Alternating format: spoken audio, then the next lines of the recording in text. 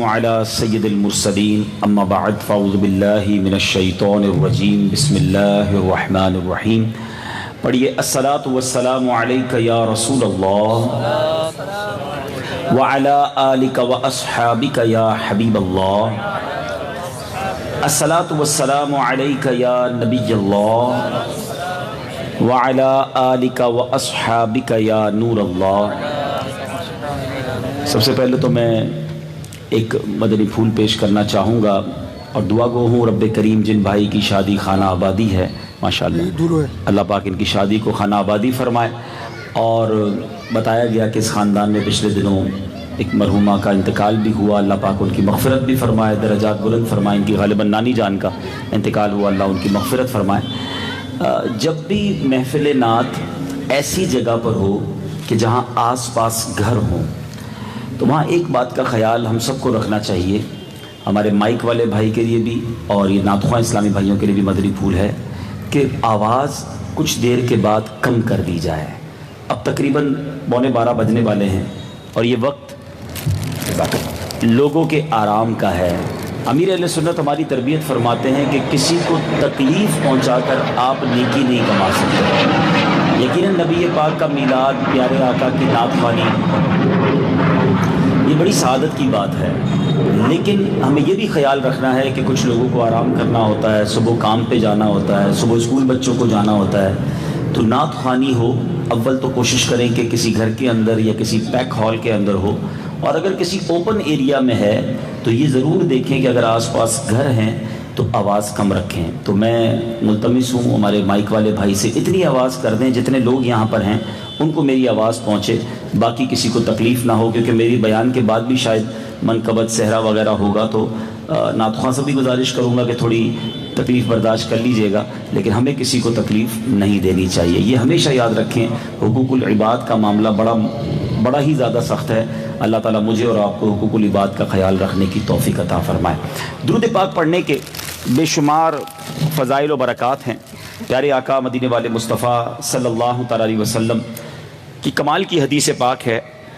हम में से तकरीबन किसी न किसी हम परेशानी में, मुसीबत में, टेंशन में ज़िंदगी में चली रही होती है, लेकिन आप चाहते हैं कि आपकी मुसीबतें, बलाएँ टल जाएँ, परेशानियाँ दूर हो जाएँ, मुश्किलें आसान हो जाएँ।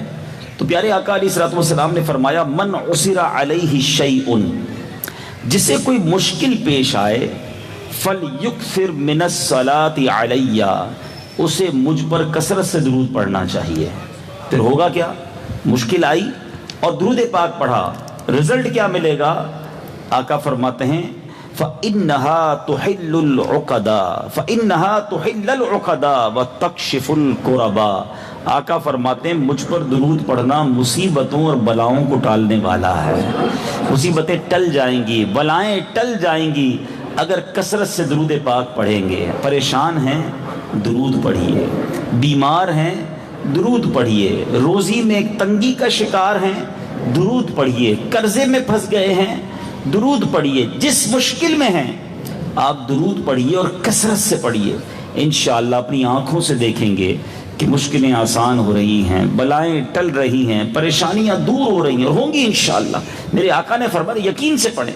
अल्लाह पाक मुझे और आपको कसरत के साथ दुरूद पाक पढ़ना नसीब फरमाए। मोहब्बत के साथ बाआवाज़ बुलंद दुरूद पाक पढ़ लें। सल्लु अलल हबीब सल्लल्लाहु तआला अला मुहम्मद सल्लल्लाहु अलैहि वसल्लम। चूँकि एक फैमिली इज्तिमा है, रिश्तेदार बैठे हैं, घर बार के लोग बैठे हैं, तो आज जिस मौजू पर मैंने चंद बातें करनी हैं वो हमारी फैमिली से बड़ा रिलेटेड है। बाज़ औक़ात हम लोग बाहर वालों के लिए, दोस्तों के लिए, बिज़नेस कम्युनिटी के लिए, फ्रेंड सर्कल के लिए बड़े अच्छे होते हैं, बड़े नरम भी होते हैं, शफीक भी होते हैं, उनका ख्याल भी रखते हैं, मगर पर्टिकुलरली फैमिली के साथ शरीयत मुझे और आपको क्या सिखाती है कि हम अपने घर वालों के साथ कैसे होने चाहिए। और घर वालों में भी दर्जा बंदी है, इम्पोर्टेंस है। सबसे पहले किसकी है, फिर किसकी है, फिर किसका ख्याल रखना है। एक वाक़या सुनाता हूँ पहले आपको। साहबी रसूल हज़रत अलकमा रज़ियल्लाहु तआला अन्हु का याद रहे। साहबी का मर्तबा क्या होता है कि दुनिया में कोई कुतुब, कोई गौस, कोई अब्दाल, कोई वली किसी सहाबी के मर्तबे को नहीं पहुंच सकता। सहाबी बहुत शानदार कैटेगरी है। हज़रत अलकमा साहबी रसूल हैं। آپ کا آخری وقت آ گیا, زندگی سے جانے کا ٹائم آ گیا. تو آپ کی زوجہ محترمہ رضی اللہ تعالی عنہا نے نبی پاک کے پاس میسج بھجوایا کہ حضور القمہ کا آخری وقت ہے, سکرات کا عالم ہے. تو نبی پاک علیہ الصلوۃ والسلام نے حضرت بلال حبشی اور حضرت صہیب رومی رضی اللہ تعالیٰ عنہ کو حضرت القمہ کے پاس بھیجا کہ جاؤ القمہ کو آخری وقت ہے, کلمے کی تلقین کرو. اب یہ چلیں لگے ہاتھوں مسئلہ بھی سمجھ لیں کہ جب کسی کا آخری وقت ہو نا, سانسیں اکھڑ رہی ہوں, ہمیں فیل ہو جائے کہ سکرات کا عالم ہے, تو اب کیا کرنا چاہیے ہمیں؟ ہم کچھ لوگ کیا کرتے ہیں, مرنے والے کے پاس جا کر کہتے ہیں کلمہ پڑھو کلمہ پڑھو. نہیں, یہ نہیں کرنا چاہیے.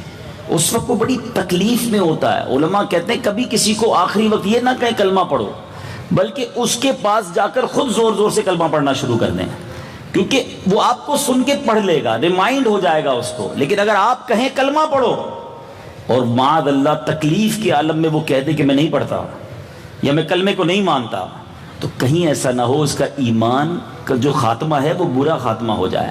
تو تلقین کا طریقہ بھی یاد رکھے. تو بہرحال حضرت بلال حبشی حضرت صہیب رومی پہنچے اور آپ نے تلقین کرنا شروع کر دی, کلمہ پڑھنا شروع کیا. بہت دیر ہو گئی, حضرت القمہ رضی اللہ تعالیٰ عنہ کی زبان پر کلمہ جاری نہ ہو پایا. صحابی رسول ہے, واپس آئے, آقا سے عرض کی حضور کلمہ جاری نہیں ہو رہا ہے, القمہ کی زبان پر کلمہ پاک جاری نہیں ہو رہا ہے. اب ذرا سنیے گا, پیارے آقا علیہ الصلوۃ والسلام نے فرمایا کیا القمہ کی ماں زندہ ہے؟ کہا جی حضور والدہ زندہ ہیں لیکن بہت بوڑھی ہیں. آقا نے فرمایا جا کے ام القمہ سے کہو کہ اگر ہمت ہے آ سکتی ہیں تو یہاں آ جائیں, ورنہ میں خود حاضر ہو رہا ہوں, میں خود کرم فرما رہا ہوں. اب ذرا سوچئے, سرور کائنات نے یہاں بھی مجھے اور آپ کو ایک ادب سکھایا ہے کہ بزرگوں کو, چاہے آپ کا مرتبہ کچھ بھی ہے, آپ بڑے عالم بن گئے ہیں یا آپ بہت پیسے والے ہیں, آپ کو جناب خاندان میں شہرت حاصل ہے اور ایک غریب بوڑھا ہے, اگر وہ مجھ سے عمر میں بڑا ہے نا تو وہ عزت کا مستحق ہے. بعض اوقات لوگوں کے ملازم بڑی عمر کے ہوتے ہیں, وہ ملازم سے ایسے پیش آتے ہیں جیسے غلام ہے. نہیں, اگر کوئی سفید بالوں والا ہے, سفید داڑھی والا ہے, والد کی جگہ ہے, احترام کیجئے. ٹھیک ہے غریب ہے, ٹھیک ہے اس کا زمانے میں یوں کوئی بڑا نام نہیں ہے, مگر یہ جو عمر میں اس کو بزرگی حاصل ہے یہ احترام کے لائق ہے. نبی یہ پاک فرما رہے ہیں اگر آسانی سے آ سکتی ہیں تو آ جائیں, ورنہ میں خود آ رہا ہوں. اب صحابی کی والدہ تھی, میسج پہلا تو کہا میں نبی پاک کے دربار میں خود حاضر ہوتی ہوں. وہ آ گئی. پیارے آقا نے فرمایا اے ام القمہ ذرا بتاؤ تو صحیح تمہارا بیٹا کیسا ہے؟ کہا حضور القمہ تو بڑا نیک ہے, بڑا نمازی ہے, بڑا روزے رکھنے والا ہے. آقا نے فرمایا یہ نہیں, یہ بتاؤ تمہارے ساتھ کیسا ہے؟ ذرا سنیے گا, روزہ رکھنے والا, نماز پڑھنے والے کا مطلب کیا ہوا؟ اللہ کے حقوق ادا کر رہا ہے نا. ہم میں سے بہت سارے مجھے چہرے نمازی نظر آ رہے ہیں, روزے بھی رکھتے ہوں گے, زکوٰۃ بھی دیتے ہوں گے, عمرے حج بھی کیے ہیں, بڑی اچھی بات ہے. آقا نے پوچھا اے ام القمہ بتاؤ تمہارے ساتھ کیسا ہے؟ کہا حضور میں ناراض ہوں, میں اپنے بیٹے سے ناراض ہوں. فرمایا کیوں؟ کہ حضور مجھ سے زیادہ اپنی بیوی کو فوقیت دیتا ہے, اپنی بیوی کو پریورٹی دیتا ہے, میری بات نہیں سنتا. اللہ کے حبیب علیہ الصلوۃ والسلام نے کیا کمال کا کام کیا. ایک طرف القمہ کی آخری سانسیں ہیں, صحابہ گئے, کلمہ جاری نہیں ہو رہا, دوسری طرف والدہ کو اپنے پاس بلا لیا. اب فرمایا اے بلال ایسا کرو بہت ساری لکڑیاں لے کر آؤ. حضرت ام القمہ کہتی ہیں کہ حضور لکڑیاں کیوں؟ کب میں نے ارادہ یہ کیا ہے کہ ان لکڑیوں میں آگ لگا کر تمہارے بیٹے القمہ کو جلا دوں. ماں تو ماں ہوتی ہے نا, ہے کتنا بھی ستا لو ماں ماں ہوتی ہے. کہ حضور اب میرے سامنے میرے بیٹے کو جلائیں گے؟ کہا اے ام القمہ اگر تم راضی نہ ہوئی نا تو مرنے کے بعد القمہ کو اس سے بھی بڑا عذاب دیا جائے گا. کہ حضور اللہ کی قسم میں آپ کو گواہ بناتی ہوں, اللہ کو گواہ بناتی ہوں, فرشتوں کو گواہ بناتی ہوں, میں نے اپنے بیٹے کو معاف کر دیا ہے. ماں تو ماں ہی ہوتی ہے نا. نبی پاک نے حضرت بلال سے کہا بلال پھر جاؤ, جا کر دیکھو. القمہ کی زبان پر کلمہ جاری ہوا. حضرت بلال جب واپس گئے, کمرے میں داخل ہوئے, حضرت القمہ کی زبان پر کلمہ جاری تھا اور کلمے کے ساتھ آپ کی موت ہو گئی, دنیا سے پردہ فرما گئے. انتقال کے بعد نبی پاک جنازہ پڑھانے آئے اور جنازے کے اجتماع میں کھڑے ہو کر اعلان فرمایا جس کا مضمون کچھ یوں تھا کہ اے لوگوں یاد رکھو کہ جو اپنی ماں کو, اپنی بیوی کو ماں پر زیادہ فوقیت دیتا ہے, ماں کی بات نہیں سنتا ہے, نہ اس کے روزے قبول ہیں، نہ اس کی نمازیں قبول ہیں، نہ اس کے صدقے قبول ہیں۔ یہ ایک واقعہ ہے مگر لیسن کیسا ہے۔ کون تھا سامنے؟ صحابی رسول ہیں۔ صحابی رسول کی زبان پر کلمہ جاری نہیں کیونکہ ماں ناراض ہے۔ آج میں اور آپ دوستوں کے لیے جان حاضر، ارے آدھی رات کو دوست بلائے میں حاضر، تم بتاؤ کیا کام ہے، ارے تم حکم تو کرو۔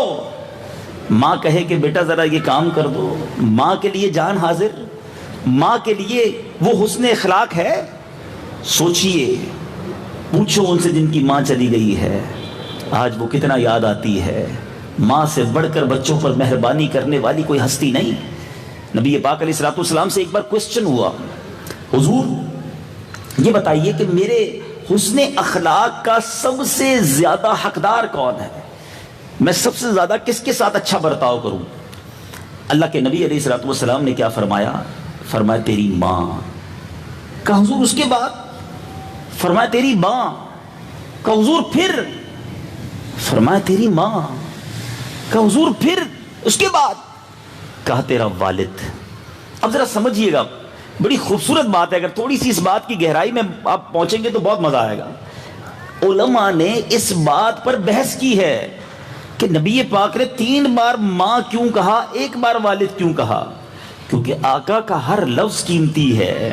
نبی پاک کوئی بات ایسی نہیں فرماتے، اس کے پیچھے کوئی حکمت ہے۔ اب شارحین حدیث نے حدیث کو سمجھاتے ہوئے میں بتایا کہ بات یہ ہے کہ ماں کے بندے پر 3 احسان ہیں، والد کا 1 احسان۔ ماں کیا 3 احسان کرتی ہے؟ 9 ماہ اپنے پیٹ میں پالتی ہے، پیدا کرتے وقت بچے کو موت کے قریب سے ہو کر واپس آتی ہے، اور تیسرا بچے کی پرورش کرتی ہے۔ والد کا احسان کہ والد بھی بچے کی پرورش کرتا ہے، یہ ایک احسان ہے، اس لیے 1 بار والد کہا، 3 بار ماں کہا۔ اب اگر یہ حدیث کوئی ایسا شخص پڑھے کہ جو اپنے طور پہ کہتا ہو یار حدیث خود ہی سمجھ لینی چاہیے ہے، آج کل یہ بھی نیا فارمولہ چلا ہے نا بھائی، کسی مولوی صاحب کی عالم دین کی کیا ضرورت ہے، قرآن پڑھ لو ترجمے سے، حدیث پڑھ لو، سمجھنے کی کیا ضرورت ہے۔ اب ایک عام آدمی بالکل کتاب کھولے حدیث پڑھے، وہ کیا سمجھے گا کہ بس ٹھیک ہے اب ابا کی سننی نہیں ہے، اما ہی اما کرنا ہے، 3 بار ماں فرمایا ہے تو ماں کا ادب کرنا ہے، ماں کی خدمت کرنی ہے۔ یہ وہی نقصان ہے کہ اپنے طور پہ حدیث سمجھی۔ علماء کہتے ہیں کہ اس حدیث کا مطلب یہ بنے گا کہ بندہ خدمت ماں کی زیادہ کرے، ادب والد کا زیادہ کرے۔ کیوں؟ کہ والد جو ہے وہ ماں کا بھی تو سرتاج ہے نا، تو اب والد کا ادب زیادہ ہوگا، یعنی دوسرے لفظوں میں یہ دونوں آنکھیں ہیں، ان دونوں کی خدمت کی جائے گی، دونوں کی تعظیم کی جائے گی، دونوں کا ادب کیا جائے گا۔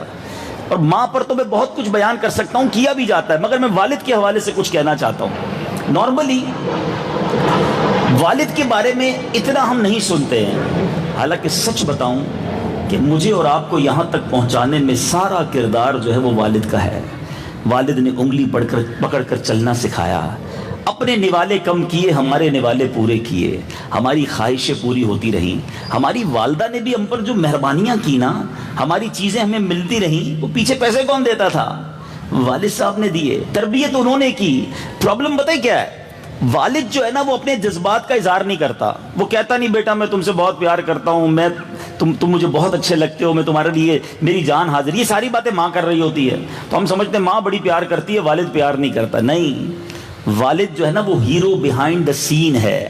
کچھ لوگ پکچر میں آگے ہوتے ہیں، کچھ پیچھے ہوتے ہیں۔ ہماری زندگی میں جو کچھ آیا ہے وہ ہمارے والد کا احسان ہے، اور جن کے آج والد بوڑھے موجود ہیں نا، بزرگ، اب وقت تمہارا ہے کہ اپنے والد کو یہ احساس دلاؤ کہ آج میں جو کچھ ہوں وہ آپ کی وجہ سے ہوں، آپ کی مہربانی ہے، آپ نے مجھے انگلی پکڑ کر سکھایا، چلایا، اور آپ نے مجھے یہاں تک پہنچایا ہے۔ علماء نے احادیث کی شرح میں لکھا کہ والد کا ادب یہ ہے کہ بیٹا والد کے ساتھ ایسے رہے جیسے غلام آقا کے ساتھ رہتا ہے۔ غلام ریڈی ہوتا ہے کہ کب آقا لب کہے اور میں لبیک کہوں، مگر آج حال یہ ہو گیا ہے کہ والد بوڑھا غلام بنا ہوا ہے اور بیٹا آقا بنا ہوا ہے۔ والد کہتا ہے بیٹا میرا یہ کام کر دو، بیٹا کہتا ہے ٹائم نہیں میرے پاس، ابو میں بڑا بیزی ہوں، آپ کیوں رات کو مجھے تنگ کرتے ہیں، میرے پاس اپنی لائف گزارنی ہے۔ استغفر اللہ، ہم نے بستر پر گندگی کی، ہمارے ماں باپ نے وہ صاف کی، ہم بیمار ہوئے، وہ ساری رات ہاسپٹل میں ہمیں ڈاکٹر کے پاس لے کر بیٹھتے رہے، ساری رات ماں باپ جاگتے رہے۔ آج ماں باپ رات کو بیمار ہوں تو بچہ کہتا ہے صبح چلیں گے، رات آرام کرنے دو. اور اسی نوجوان کو رات 3 بجے دوست کا فون آ جائے کہ میری موٹر سائیکل خراب ہو گئی ہے. ارے بھائی تیرے لیے جان حاضر، ابھی آیا. دوست کے لیے تمہارے پاس سب ٹائم. میں یہ نہیں کہتا دوستوں کو ہر مسلمان کے ساتھ اچھا برتاؤ ہونا چاہیے، مگر اسلام کیا سکھا رہا ہے کہ سب سے پہلے ماں باپ ہیں، پھر باقی سارے ہیں. مگر پرابلم یہی ہے گاہک کے لیے نرم ہیں. ہمارے کسٹمر آ جائے دکان پر، ارے جناب ایسا بچتے ہیں لوگ، آئیے آئیے آئیے بیٹھیے بیٹھیے، کھانا کھایا نہیں کھایا آپ نے، پانی تو پیجیے، ذرا پنکھا کرو بھائی صاحب کی طرف، اور چلے جوس پلاؤں آپ کو، اور سنائیں طبیعت کیسی ہے. جس محبت سے، جس پیار سے آپ نے اپنے کسٹمر سے بات کی ہے، کبھی والد سے ایسے بات کی ہے کہ ابو آپ کیسے ہیں، آپ ٹھیک ہیں، آپ بیٹھیں، آپ کے جوتے اتار دوں، میں آپ کو پانی پلاؤں، پنکھا آپ کی طرف کر دوں، کوئی اور حکم میرے لیے؟ یار یہ بیٹے کا حق نہیں ہے کہ والد کے ساتھ اس طرح برتاؤ کرے. مگر آج یہ بات کرنے کے لیے کوئی ماں باپ کے لیے سامنے تیار نہیں ہے. بڑھاپے میں ان کو اور کچھ نہیں چاہیے، ان کو فقط آپ کے چند میٹھے بول چاہیے، آپ کا ٹائم چاہیے. مگر آج ہمارے پاس وقت نہیں ہے ماں باپ کو دینے کے لیے. اچھا پھر ایک اور میں بڑی باریک لائن، کیونکہ فیملی کے لوگ بیٹھے، شادی کی محفل ہے، ماں باپ کی جب بات کی جاتی ہے نا تو لوگ یہ حدیثیں سن کر، شیطان بھی تو ہے نا، شیطان بھی تو نیگیٹو ہمیں اچھی چیز کم سیکھنے دیتا ہے، بری چیز پہلے سکھا دیتا ہے. کہتا ہے بس ٹھیک ہے اب بیوی کی کوئی بات ہی نہیں سننی ہے، بس اب جو اماں نے کہنا ہے وہی کرنا ہے، جو ابا نے کہنا ہے وہی کرنا ہے، بیوی کو بس جوتے کی نوک پہ رکھنا ہے. یہ بھی رونگ ہے. حدیث پاک ہے، میرے آقا فرماتے تم میں بہترین وہ ہے جو اپنی بیویوں اور اپنی بیٹیوں کے ساتھ اچھا ہے. خیرکم لأہلہ، بہترین وہ ہے جو اپنے گھر والوں کے ساتھ اچھا ہے. پھر آقا فرماتے میں تم سب سے زیادہ اپنے گھر والوں کے ساتھ اچھا ہوں. کونین کے والی اپنی ازواج کے ساتھ کھانا پکانے میں ہاتھ بٹاتے تھے، گھر کے کام خود کرتے تھے. تو یہ بیلنس رکھنا ہوگا. ماں باپ کا یقیناً مرتبہ ہے، لیکن اس کا مطلب یہ نہیں ہے کہ بیوی کی کوئی اہمیت ہی نہیں ہے. نہیں جناب، وہ بھی اپنے ماں باپ کو چھوڑ کر آپ کے گھر میں آئی ہے، وہ بھی اللہ کی بندی ہے، اس کے پاس بھی دل ہے. سارے دن میں جو آفس میں پرابلم ہوئی، جو سیٹھ نے ڈانٹ دیا، جو کاروبار میں نقصان ہوا، سارا ملبہ آ کر بیوی پہ ڈالنا ہے، اس کو ٹینشن دینا ہے. اس کا کیا قصور ہے؟ چھوٹی سی بات پر گالی، چھوٹی سی بات پر تھپڑ. نہیں میرے میٹھے اسلامی بھائیوں، یاد رکھو یہ گاڑی کے 2 پہیے ہیں. آپ اگر اس پر بھی ظلم کریں گے تو قیامت کے دن جواب دینا پڑ جائے گا. اور اپنی بیوی کے ساتھ مہربانی کرو گے تو یہی مغفرت کا سبب بھی بن سکتا ہے. کئی بار یہ واقعہ بیانات میں آپ نے سنا ہوگا، میں نے بھی کئی بار بیان کیا ہے کہ ایک شخص بڑا گناہگار تھا، اس کا انتقال ہوا اور اس کے کسی دوست نے اس کو خواب میں دیکھا اور پوچھا تمہارے ساتھ کیا معاملہ ہوا؟ کہ کوئی نیکی تو تھی نہیں، مگر ایک بار میری بیوی جو ہے اس نے کھانا بنایا اور اس میں نمک زیادہ ڈال دیا. بڑا غصہ ہے کہ جی چاہا یہی پلیٹ اٹھا کر اس کے منہ پہ مار دوں. ہو سکتا ہے ایسے شیر ببر یہاں بھی بیٹھے ہوں گے کہ جناب کھانا ٹھنڈا ہوتا ہے تو وہ چانٹا مار دیتے ہوں گے، برتن توڑ دیتے ہوں گے، گلاس پھینک دیتے ہوں گے. مجھے ایک بات بتاؤ، شادی بیوی سے کی ہے یا کمپیوٹر سے کی ہے؟ غلطی تو ہو سکتی ہے انسان سے، آپ سے بھی تو ہوتی ہے نا. کیا آپ سے کوئی غلطی نہیں ہوتی؟ ہر چھوٹی غلطی پر لڑائی جھگڑا، مار کٹائی، گالی گلوچ. کہتا جی تو بڑا چاہا کہ اسی پلیٹ کو اٹھا کر اس کے منہ پہ مار دوں. پھر خیال آیا کہ یار بیوی نے آج کھانے میں نمک زیادہ ڈالا ہے اور مجھے اتنا غصہ آ رہا ہے، ایک غلطی کی ہے، میں روزانہ اللہ کی کتنی نافرمانیاں کرتا ہوں، میرا رب تو مجھے سزا نہیں دیتا. کہتا بس یہ سوچا اور میں نے چپ چاپ کھانا کھا لیا، کچھ نہیں کہا بیوی کو. اچھا یہ بھی نہیں کہا کہ جا تجھے معاف کیا، بس سائلنٹ. مگر اللہ دل کے حالات جانتا ہے. مرنے کے بعد مجھے بتایا گیا کہ اس روز جو تم نے بندہ ہو کر میری بندی کو معاف کر دیا تھا، میں سب سے بڑا معاف کرنے والا ہوں، جا میں نے تیرے سارے گناہوں کو معاف کر دیا. سوچو نا، بات بات پر غلطی. یعنی کئی لوگوں کی بیویاں جو ہیں وہ نفسیاتی مریض بن گئی ہیں، ٹینشن کے مارے کہ اس کو راضی کیسے کروں. صبح جھگڑا، شام جھگڑا، ہر بات پہ لڑائی. کپڑے صحیح استری نہیں ہوئے، جوتے صحیح پالش نہیں ہوئے، کھانا صحیح نہیں پکا، ٹھنڈا گلاس کیوں لائی، گرم کیوں لائی، چائے ٹھنڈی کیوں ہو گئی، ہر بات میں ٹینشن.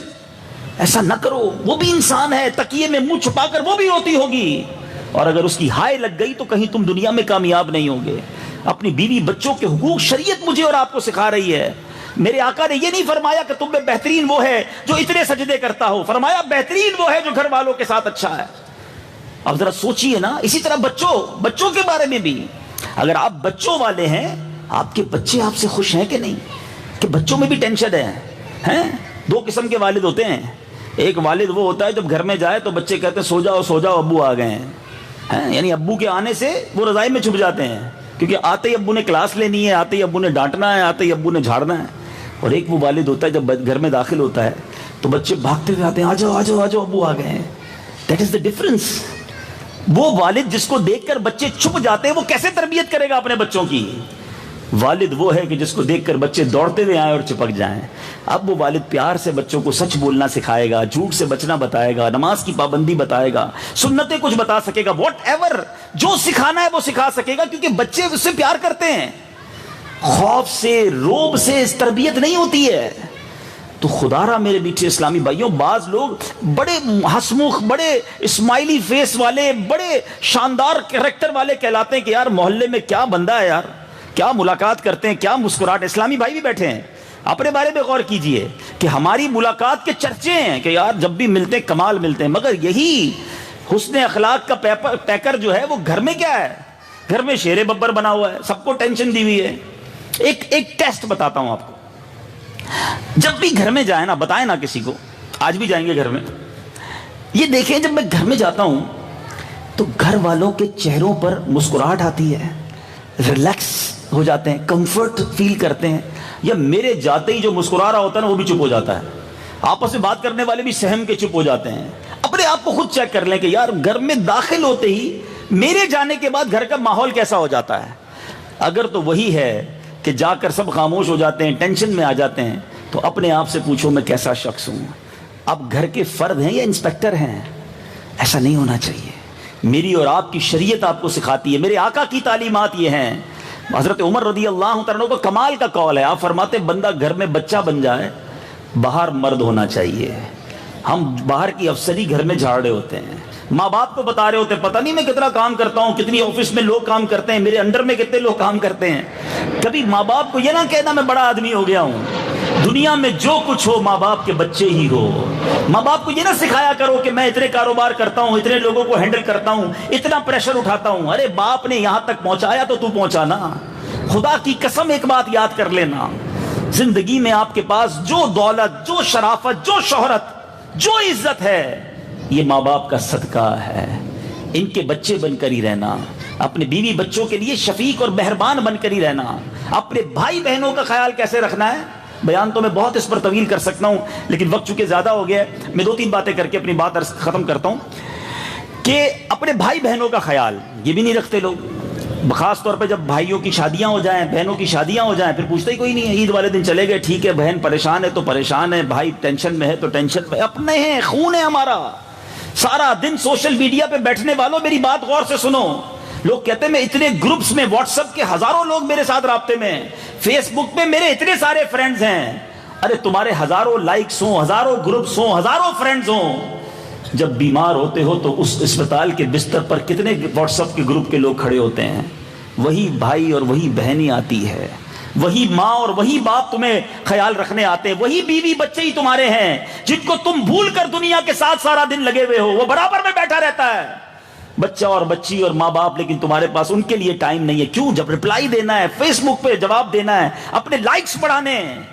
مگر جب بستر پر پڑھتے ہو تو کوئی تمہارا خیال رکھنے نہیں آتا کہ وہ ہمارے گروپ ممبر کدھر گیا, پتہ بھی نہیں چلتا, بندہ دنیا سے چلا جاتا ہے. یہی اپنے ہیں جو اس وقت بھی کام آتے ہیں, مگر ہم اپنوں کو زندگی میں بھول جاتے ہیں. یہ بہن کا کتنا بڑا مقام. ایک طویل واقعہ ہے, خراسانی شخص تھا, 60 سال زندگی اس طرح گزاری کہ دن میں روزے رکھے, رات بھر طواف کیے, مکے میں رہتا تھا. اس کی ساری عبادت کا خیال نہیں رکھتا تھا, تو صرف سجدے, صرف نمازیں, صرف روزے, صرف جناب صدقہ خیرات. اچھا غیروں کو خوب بانٹیں گے, او ہو مسجد میں جا کے چندہ دے آئیں گے, فلاں جگہ دے کر آئیں گے, یتیم خانے میں دے کر آئیں گے. او بھائی بڑی اچھی بات ہے, تیرا اپنا رشتہ دار پریشان ہے, اس کو دیکھ تو صحیح ہے. اپنے کزن کے گھر میں کھانا نہیں ہے, اپنی خالہ پریشان ہے, خالہ کا بچہ بے روزگار ہے, وہ جناب آپ کے نئے کپڑے دیکھ کر پریشان ہوتے ہیں کہ یار ہمارے پاس کپڑے عید کے دن نہیں ہیں, اور دنیا میں جا کے بانٹ رہے ہیں. یاد رکھو حدیث پاک کا مضمون ہے, اس بندے پر اللہ تعالی قیامت کے دن نظر رحمت نہیں فرمائے گا جو غیروں کو بانٹے اور اس کے اپنے پریشان ہوں. ہم دعوت اسلامی والے لاکھوں کروڑوں کا چندہ کرتے ہیں. میں آپ کو کہتا ہوں نہ دو پہلے دعوت اسلامی کو, پہلے دیکھو اپنے گھر والوں کو. جو شریعت کا حکم ہے پہلے اس پر عمل کرو. بلکہ علماء نے احادیث کے ایک صدقے کا ثواب، ایک رشتہ داری نبھانے کا ثواب. تو خدا را جو شریعت کی کیٹیگری ہے اس کو سمجھو نا. دنیا والوں کو یقیناً اچھا برتاؤ کرنا ہے، مگر ٹاپ پریورٹی یہ ہے کہ میری فیملی مجھ سے خوش ہو، میرے گھر والے مجھ سے راضی ہوں، مجھے ان کا خیال پہلے رکھنا ہے. یہ جو رشتے ہیں نا یہ بڑے مقدس ہیں. ایک بار ایک شخص نبی پاک کی بارگاہ میں آیا، کہتا حضور میرے سے بہت بڑا گناہ ہو گیا ہے، کیا میرے گناہ کی معافی ہے؟ ذرا سوال سنیے گا اور جواب سنیے گا. بیوٹیفل کوسچن اینڈ زبردست، کمال کا آنسر. اللہ کے حبیب سے پوچھتا ہے حضور مجھ سے بہت بڑا گناہ ہو گیا ہے، کیا میرے گناہ کی کوئی معافی ہے؟ اب نبی پاک نے جواب نہیں دیا. پیارے آقا نے بھی ایک سوال کر لیا. فرمایا بتاؤ تیری ماں زندہ ہے؟ ارے سوال ہو رہا ہے اللہ کی نافرمانی کا، سوال ہو رہا ہے گناہوں کی کثرت کا، توبہ کرنی ہے. آقا کیا پوچھ رہے ہیں کہ تیری ماں زندہ ہے؟ کہ حضور ماں نہیں ہے. فرمایا تیری خالہ ہے؟ کہ حضور خالہ زندہ ہے. کہ جا تیری خالہ کی خدمت کر، اللہ تیرے گناہ معاف فرما دے گا. امیزنگ. آپ سوچئے اللہ کے گناہ کیے ہیں، اللہ کی نافرمانی کی ہے، خالہ کی خدمت کرو اللہ گناہ معاف فرما دے گا. یہ سمجھنے کی ضرورت ہے. ہر چیز یقیناً حقوق اللہ پورے کرنے، نمازیں پوری پڑھنی ہے، روزے پورے رکھنے، صدقے خیرات دینے چاہیے، مگر وہ سارے کام پورے ہوں اور گھر اور فیملی میں صفر ہوں، مارے جائیں گے، پھنس جائیں گے. خیال کیجئے لوگوں کا، اور جتنا جو قریب ہے اتنا آپ کے اوپر زیادہ حق ہے. بیوی بچوں کا، بھائی بہن کا، ماں باپ کا، پھر پڑوسیوں کا، پھر دوسروں کی باری آئے گی نا. پڑوسی کے حقوق اتنے بیان کیے نبی پاک علیہ الصلوۃ والسلام نے. پیارے آقا نے فرمایا جس کا مضمون ہے جس کا پڑوسی کہے یہ بندہ ٹھیک ہے وہ بندہ اللہ کی بارگاہ میں ٹھیک ہے، پڑوسی کہے اچھا نہیں اللہ کی بارگاہ میں وہ اچھا نہیں. حدیث کا مضمون ہے پڑوسی کی گواہی اتنی امپورٹنٹ ہے. ایک بار صحابہ بیٹھے تھے، نبی پاک پڑوسی کے حقوق بیان کر رہے تھے. صحابہ کہتے ہیں اتنے حق بیان کیے کہ ہمیں یہ ڈر لگنے لگا کہ کہیں نبی پاک وراثت میں حصہ بھی بیان کر دیں گے. اتنے حقوق ہیں. لیکن آج پڑوسی ہم میں سے کس کا راضی ہے؟ پڑوسی کتنا پریشان ہے. ہمارے بزرگوں کے پڑوسی غیر مسلمان ہوتے تھے، ہمارے بزرگوں کا ایٹیٹیوڈ برتاؤ دیکھ کر مسلمان ہو جاتے تھے. ہمارا مسلمان پڑوسی ہم سے پریشان ہوتا ہے. ابھی شادی کا گھر ہے نا، چلیں ایک مشورہ بھی دے دیتا ہوں. نارملی شادی والے دنوں میں پڑوسی کو بڑی تکلیف ہوتی ہے. کوشش کیجئے گا، آپ سے بھی گزارش کرتا ہوں اور لوگوں سے بھی، کہ ہمارے پڑوسی کو تکلیف نہ ہو. اس کو اپنی خوشیوں میں شامل کر لیں، لیکن کوئی ایسا ہنگامہ، شور شرابہ، پارکنگ اور چیزیں کہ جس سے اس کو تکلیف ہو. ہماری خوشی میں کسی کو تکلیف کیوں ہو یار؟ اپنی خوشی میں ایسی خوشی بناؤ کہ سارے خوش ہو رہے ہو نا. پڑوسی کو زیادہ کھانا بھجوا دیا، اس کو خیال رکھا، اس کو دعوتوں میں شریک کیا، یعنی وہ بھی فیل کرے کہ میرے خاندان میں گویا تقریب ہو رہی ہے، میں بھی اس خاندان کا ایک فرد ہوں. ورنہ بعض لوگ اپنی خوشی میں دوسروں کا بیڑا غرق کر دیتے ہیں. ایسا نہ کیا کرو. اللہ تعالیٰ مجھے اور آپ کو حقوق العباد پورے کرنے کی توفیق عطا فرمائے. یہ بڑا نازک معاملہ ہے. اللہ کی نافرمانی کی نا، 70 سال تک کوئی شخص نماز نہ پڑھے، ایک بار سچی توبہ کر لے، اللہ وہ 70 سال کے گناہ معاف فرما دے گا. لیکن اگر ایک بندے کو ستایا ہے نا، جب تک وہ بندہ معاف نہیں کرے گا رب بھی معاف نہیں کرے گا. یہ بڑا امپورٹنٹ ہے. لوگوں کو ناراض نہ کیا. جناب ٹھیک کر دیتا ہوں، ٹٹ فور ٹٹ، جیسے کو تیسا، اینٹ کا جواب پتھر سے. بات تو کر کے دکھائے کوئی، پھر میں بتاؤں گا. یہ ایٹیٹیوڈ اچھا نہیں ہے. لڑائی جھگڑا، مار کٹائی، گالم گلوچ، یہ شریعت نہیں سکھاتی. مر جائیں گے جن کی یہ عادتیں ہیں، جو بات پہ لڑنے کے لیے تیار ہوتے ہیں، وہ مرنے کے بعد کیسے ان سب سے معافی مانگیں گے؟ اس دن پیسے نہیں چلیں گے. ادھر تھپڑ ماریے، ادھر نیکیاں دینی پڑیں گی، ادھر روزے دینے پڑیں گے، ادھر سجدے دینے پڑیں گے. وہ ہے ہی نہیں ہمارے پاس. پھر ان کے گناہ لینے پڑیں گے. آخری حدیث سن لو، پھر بیان ختم کر رہا ہوں. نبی پاک علیہ الصلوۃ والسلام نے ایک بار کوسچن کیا صحابہ کرام سے، بتاؤ مفلس کون ہے؟ ہمارے یہاں کوئی آپ سے پوچھ لے بتائیں کنگلا کون ہے، کنگال کون ہے، تو آپ کیا کہیں گے؟ جس کے پاس پیسے نہیں ہے وہ مفلس ہے. یہی جواب صحابہ کرام نے دیا کہ حضور جس کے پاس درم و دینار نہیں وہ مفلس ہے. اللہ اکبر. نبی پاک نے جو جواب دیا نا وہ سننے سے قابل ہے. آقا فرماتے مفلس وہ نہیں ہے، مفلس وہ ہے، حدیث کا مضمون ہے، جو قیامت کے دن پہاڑ جتنی نیکیاں لے کر آئے گا. اے روزے رکھنے والوں، نمازیں پڑھنے والوں، قرآن پڑھنے والوں، بہت اچھی بات ہے، ذرا سنو.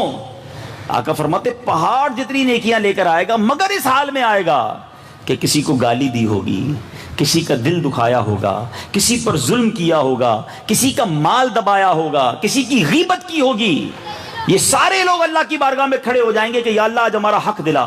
نیکیاں بڑی ہیں، آقا فرماتے ہیں ایک ایک کر کے لوگ اس کی نیکیاں لے جائیں گے۔ جب یہ ساری نیکیاں ختم ہو جائیں گی نا، پھر بھی بندے پورے نہیں ہوں گے، حق لینے والے زیادہ ہوں گے۔ روزی لڑائی، روزی جھگڑا، روزی گالی، روزی مار کٹائی، روزی غیبت، اتنے سارے لوگوں کے ساتھ کام کیا ہوگا، بندے باقی ہوں گے، نیکیاں فنش ہو جائیں گی۔ اب کیا ہوگا؟ اللہ تو انصاف کرنے والا ہے نا، ان تمام لوگوں کے گناہ اس بندے کے سر پہ ڈالے جائیں گے اور اعلان ہوگا یہ وہ شخص ہے جو پہاڑ جتنی نیکیاں لے کر آیا تھا اور اسے جہنم میں ڈالا جا رہا ہے۔ اب اپنے بارے میں اور آپ غور کر لیں کہ لڑائی کرنی ہے یا معافی مانگنی ہے۔ ہماری میمنی کا ایک بڑا پیارا جملہ ہے، جو نمیوں وہ اللہ کے گمیوں، نم جائیے، جھک جائیے، کچھ نہیں جاتا، مانگ لو معافی، بھائی آپ کو برا لگا معاف کر دیں، آئندہ نہیں کروں گا، معاف، ہر مسئلہ ہی ختم ہو جائے گا نا۔ مگر ادھر بندہ کہتا ہے میرے سے اونچی آواز میں بات کیسے کی، مجھے گالی کیسے نکالی، میرے سامنے کیسے اس نے روب دکھا، میں بتاتا ہوں نا، تو ٹھیک ہے بتا دو پھر آپ، اور پھر آپ اس کا نتیجہ بھگتو۔ تو اللہ کرے کہ دل میں اتر جائے میری بات اور ہم نرم ہو جائیں، ہم شفیق ہو جائیں، اور بالخصوص اپنی فیملی کا خیال کریں، اپنی فیملی کے ساتھ اچھا برتاؤ کریں، اور یہی شریعت کا پیغام ہے۔ یہ انداز، یہ پیاری باتیں دعوت اسلامی کے مدنی ماحول میں سیکھی اور سکھائی جاتی ہیں۔ دعوت اسلامی کے مدنی ماحول سے وابستہ رہیے، اجتماعات میں آتے رہیے، مدنی قافلوں میں سفر کیجیے، مدنی چینل پر دیکھیں گے تو اس طرح کے آپ کو بے شمار بیانات ملیں گے، تو پوری فیملی کی ٹریننگ ہوگی۔ آخر میں دولے میاں سے بھی اور ان کے خاندان والوں سے، ان کے دوستوں سے بھی گزارش کروں گا کہ اتنی بڑی نعمت اللہ نے آپ کو دی ہے، یہ موقع بڑا زندگی کا یادگار موقع ہوتا ہے، تو شکرانے میں آپ بھی نیت کریں کہ مدنی قافلے میں سفر کریں۔ اللہ تعالیٰ یاد رکھیے، زندگی میں جب بھی کوئی نعمت ملے نا، شکر ادا کریں۔ لَإِن شَكَرْتُمْ لَأَزِيدَنَّكُمْ، اللہ فرماتا ہے میرا شکر ادا کرو میں تمہیں اور عطا کروں گا۔ ہم بڑا عجیب کام کرتے ہیں، نعمت ملتی ہے اور اللہ کو ہی ناراض کرتے ہیں۔ تو جس طرح آپ نے یہ محفل سجائی ہے، نعت خوانی کی ہے، بیان کروایا ہے، لیکن خدا را بقیہ شادی کے فنکشنز میں بھی گناہ نہ کیجیے گا، ڈھول تماشے گانے باجے نہ ہوں، ایسے کام نہ ہوں جو اللہ کی ناراضگی والے ہوں۔ یہ اللہ کی نعمتوں کی ناشکری ہے، اور بعد میں بعض اوقات لوگ پریشان بھی ہوتے ہیں۔ آپ اور میں چاہتے ہیں ہماری نعمتیں بڑھ جائیں، ہر نعمت کے موقع پر اللہ کو راضی کرنے والے کام کریں، شکر والے کام کریں۔ اللہ تعالیٰ عمل کرنے کی توفیق عطا فرمائے، آمین بجاہ النبی الامین صلی اللہ علیہ وسلم۔ جی ماشاءاللہ، ایک اعلان مجھے کرنا تھا کہ ایک حدیث پاک سنا دیتا ہوں۔ ہم سب کے اپنے گھر ہوں گے، لیکن ہم سب چاہتے ہیں کہ جنت میں ہمارا گھر ہو۔ آقا علیہ الصلوۃ والسلام فرماتے ہیں جو اللہ کے لیے مسجد بناتا ہے، اللہ اس کے لیے جنت میں گھر بناتا ہے۔ ماشاءاللہ میں دولے میاں کو بھی نہیں جانتا اور آپ کے خاندان والوں سے بھی اتنی میری واقفیت نہیں ہے۔ مجھے اگر بلایا ہے تو آپ کے نگران نے بلایا، ان کے کہنے پہ میں آیا ہوں، ٹھیک ہے نا۔ اور انہوں نے مجھے ایک پیغام دیا ہے کہ ماشاءاللہ لیاقت آباد کے اس قریبی کسی ایریا میں ماشاءاللہ ایک مسجد کی انہوں نے جگہ لی ہے، اور تقریباً 2.5 کروڑ کا یہ پلاٹ ہے، کافی قیمتی جگہ ہے۔ تو آدھے پیسے ہو گئے ہیں، تقریباً آدھے باقی ہیں۔ تو جو جتنا حصہ ملا سکے، یہ لالچ ہونی چاہیے کہ اللہ نے مجھے دیا ہے تو میرا حصہ اللہ کے گھر میں لگ جائے۔ یاد رکھنا، میں اور آپ نہیں رہیں گے، مسجد باقی رہے گی، قیامت تک سجدے ہوتے رہیں گے، اور مسجد بنانے والوں کو جنت میں گھر کا وعدہ ہے۔ تو جنت میں گھر بنا لیجئے۔ باہر اسلام بینک موجود ہوں گے، یہ جب آپ یہاں سے فارغ ہو جائیں گے تو باہر جا کر آپ جو ہے وہ اس میں حصہ ملائیے گا۔ مجھے پیغام ملا ہے کہ امیر اہل سنت کے ذریعے قادری سلسلے میں داخل بھی کروا دیں، تو وہ اسلامی بھائی جو کسی اور پیر صاحب سے مرید نہیں ہیں تو موقع اچھا ہے، میں کہتا جاؤں آپ دہراتے جائیں، انشاءاللہ غوث پاک کے مریدوں میں شامل ہو جائیں گے امیر اہل سنت کے ذریعے۔ اور اس سے پہلے ہم توبہ بھی کر لیتے ہیں۔ الصلاۃ والسلام علیک یا رسول اللہ وعلی آلک واصحابک یا حبیب اللہ، لا الہ الا اللہ محمد الرسول اللہ صلی اللہ تعالی علیہ وسلم۔ توبہ کرتا ہوں میں اپنے تمام پچھلے گناہوں سے، اور وعدہ کرتا ہوں میں کہ آئندہ شریعت پر چلوں گا، بد مذہبوں اور برے لوگوں کی صحبت سے بچتا رہوں گا، نماز روزے کی پابندی کرتا رہوں گا، والدین کی نافرمانی، جھوٹ، غیبت، چغلی، وعدہ خلافی، گالی گلوچ، فلمیں ڈرامے، گانے باجے، بے پردگی وغیرہ وغیرہ گناہوں سے بچتا رہوں گا۔ اے اللہ میری اس توبہ کو قبول فرما اور مجھے میرے وعدے پر ثابت قدم رکھ۔ مرید ہوتا ہوں میں خاندان عالی شان قادریہ رضویہ عطاریہ میں نے اپنا ہاتھ آپ کے ذریعے سے شیخ طریقت امیر اہل سنت کے ہاتھ میں دیا اور ان کے ذریعے سرکار بغداد حضور غوث پاک رضی اللہ تعالی عنہ کے ہاتھ میں دیا۔ اے اللہ مجھے جناب غوث اعظم کے مریدوں میں قبول فرما اور کل قیامت میں غوث پاک کے غلاموں میں اٹھا۔ صلاۃ والسلام علیک یا نبی اللہ وعلی آلک و اصحابک یا نور اللہ۔